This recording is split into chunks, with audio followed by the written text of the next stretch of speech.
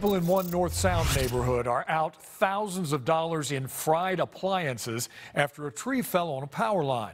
They say the power outage isn't what broke the dishwashers, stoves, and furnaces, though. KIRO 7 North Sound reporter Joanna Small went to the town of Concrete to find out why neighbors say Puget Sound Energy is responsible for the damage. Cassidy Cleaver knew to expect the unexpected when she became a first-time homeowner.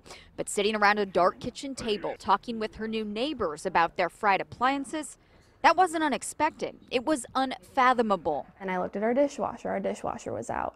And then I went to make dinner in our air fryer was out. The day before Thanksgiving, people in pockets of the small town of Concrete lost power when a tree landed on lines. If you come out to the scene of the accident on Highway 20, you can't really tell anything happened here. But look a little more closely.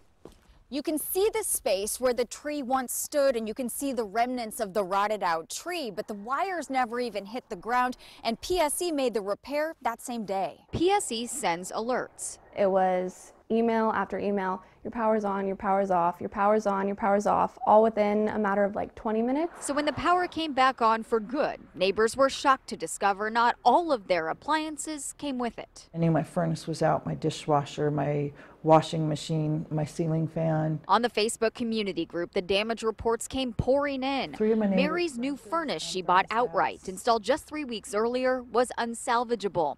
Her house dropped to 48 degrees, so she had to buy a new furnace. Now I'm on the payment plan that I tried to avoid for saving up for 2 years. Fran lost her oven, $500 at Lowe's later, and she had a new stove she hadn't budgeted for. We certainly didn't expect the day before Thanksgiving to have to go purchase a new stove. Neighbors are convinced Puget Sound Energy workers caused a power surge during the repair process. They filed claims with PSE, but those claims were denied, the utility calling the event an act of nature. Representatives told us the surge happened when the tree fell and the two lines became entangled. The power company says it's unfortunate, but not their fault. Neighbors say it's certainly not their fault, and they feel powerless.